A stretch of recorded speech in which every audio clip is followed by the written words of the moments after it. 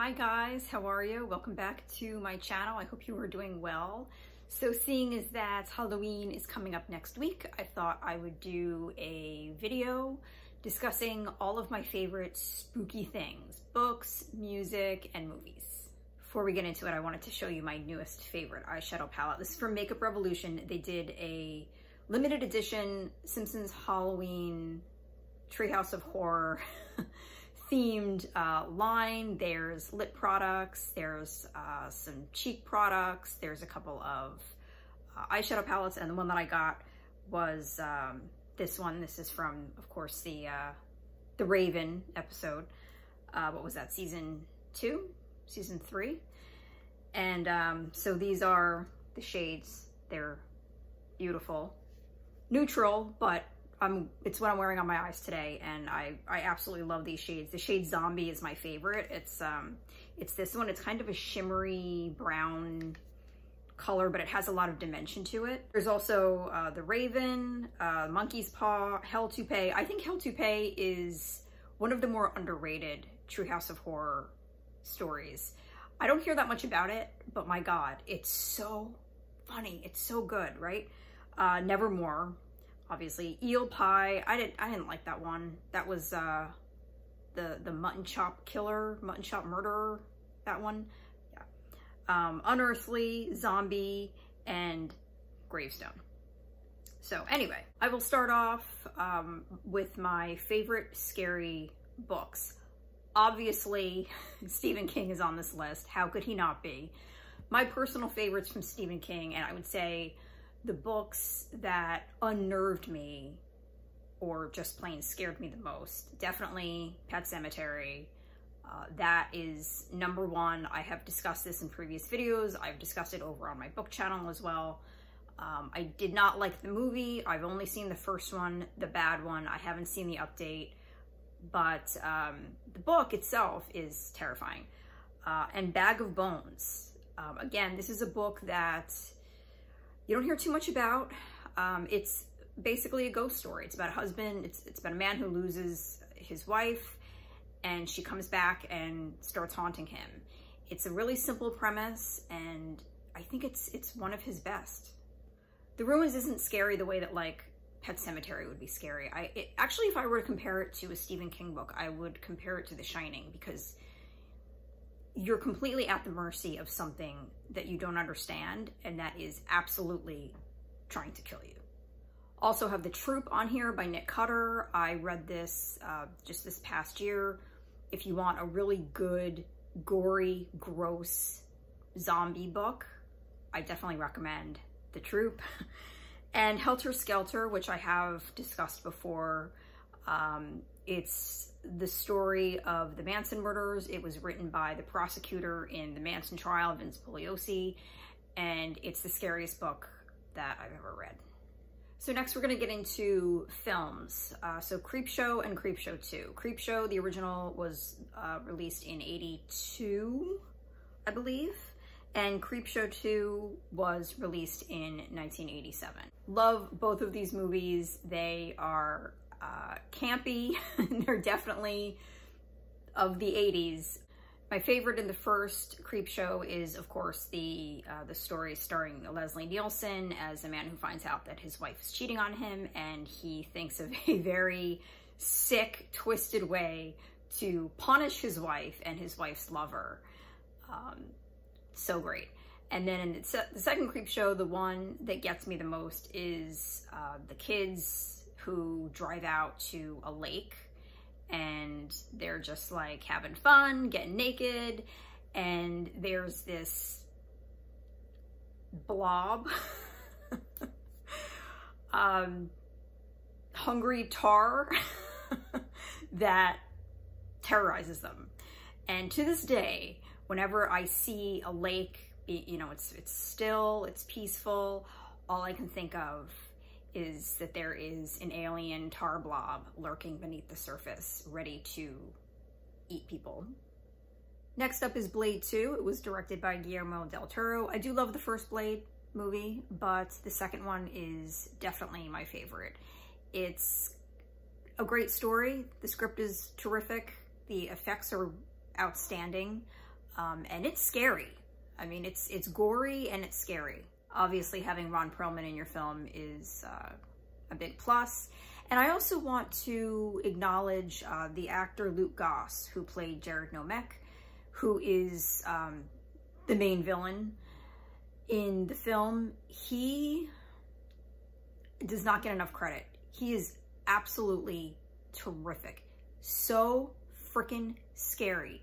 And I think a very formidable opponent of Blade's. When the two of them have their fight scenes, it's intense, and Blade is pretty well matched.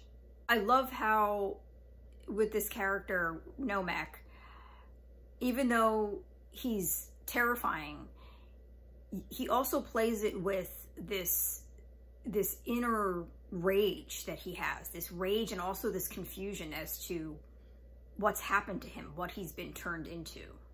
What else in this movie? That great song by Massive Attack with Mos Def.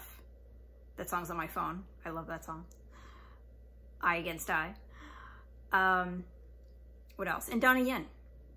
I do wish there was more Donnie Yen in this film, though. But John Carpenter's The Thing, of course, it's a classic, needs no other explanation. And I've also included Nightmare on Elm Street. So the first Nightmare on Elm Street remains my favorite, as I think it does for everybody. I did not like the second one. I did not like the third one. I know the third one is pretty popular, and it ranks in a lot of people's like top 3. The kills were good, and you know, Freddy was awesome, of course, but I just thought that a lot of it was incredibly cheesy, like to the point where it was like uncomfortable to watch, you know. I loved 4. 4 is my favorite. That's the Dream Master, and then 5 is the Dream Child, which I also really liked. And then I also loved Freddy's New Nightmare. And then my favorite scary movie of all time, this is the movie that I recommend to everybody who hasn't seen it, is Return of the Living Dead. Return of the Living Dead was released in 1985. It is a horror comedy, and it is a true horror comedy. It is legitimately funny and legitimately scary. The film was written and directed by Dan O'Bannon, who also wrote the script to the original Alien movie. The script is excellent. The acting is good. The effects are terrific. I think they hold up just as well today. It's all practical effects. Who did the effects? Let me find out. William Munn did the effects. So, it's my favorite zombie movie of all time and my favorite horror movie of all time. My favorite scene in the movie, and I think the creepiest scene in the movie, is the beginning sequence where Frank is showing Freddy around the Unita Army surplus store, where Freddy just got his job, and they are sitting in Frank's office, and Freddy asks him, "What's the weirdest thing you've ever seen in here?" And that's when Frank launches into this story of this chemical that was used to spray on plants or something. And one of the side effects was that it reanimates bodies, corpses. So I really love everything about this movie. I think everything is superb. The acting, the writing, the directing, the effects, the pacing. And I love how original the story is. I think with a lot of zombie shows or zombie movies, it's never explained what the origin is. And I never liked that. I always want to know. Like, one of my biggest of many beefs of The Walking Dead, which I no longer watch, but back when I was watching it, was Rick coming out of his coma never once asks anyone upon waking up what happened. That would be like my first question. What happened? How did this happen? You're seeing dead bodies chasing you and rotting in the streets, and they're moving, and how did that happen? That would be kind of an important question, and it's never even addressed. Anyway, on to music. So, for my favorite spooky albums, Nick Cave and the Bad Seeds, Murder Ballads, obviously. Again, it really needs no explanation. It's pretty damn creepy from start to finish. PJ Harvey, To Bring You My Love, is a very dark, dense, spooky sounding album.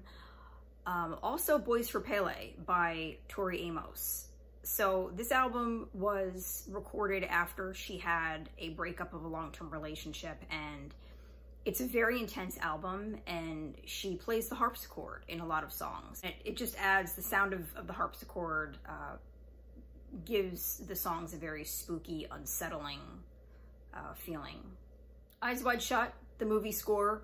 Didn't like the movie, but I do think that the score is fantastic and really, really chilling.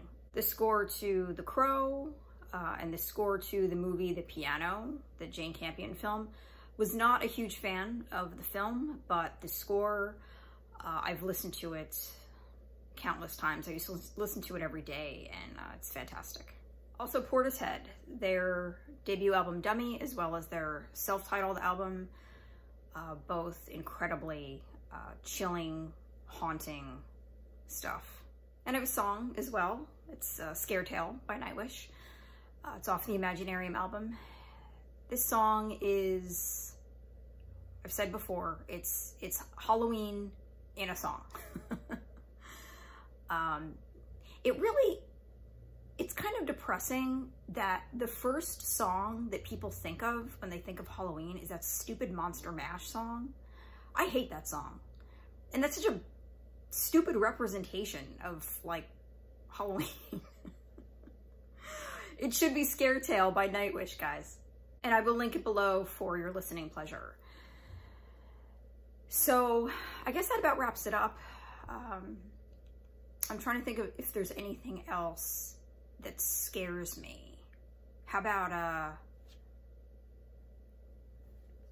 just kidding. This is my favorite Simpsons episode, The Springfield Files. It's from season 8.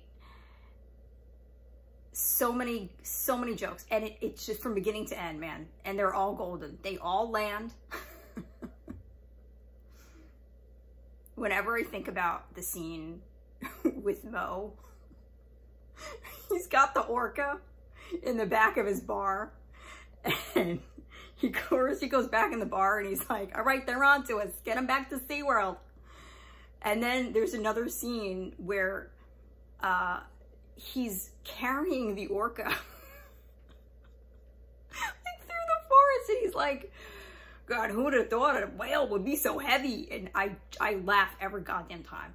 Every time I see it. It's gold, man. So that wraps it up for real this time. Those are my favorite spooky things. I really hope that you enjoyed this video. Thank you so much for watching. I really appreciate it. Please subscribe, leave a like, and I will be back next week. I'm going to talk about movies next week. So no book stuff, no music stuff. I'm going to talk about my favorite scary movies. How's that? I'll see you then. Take care.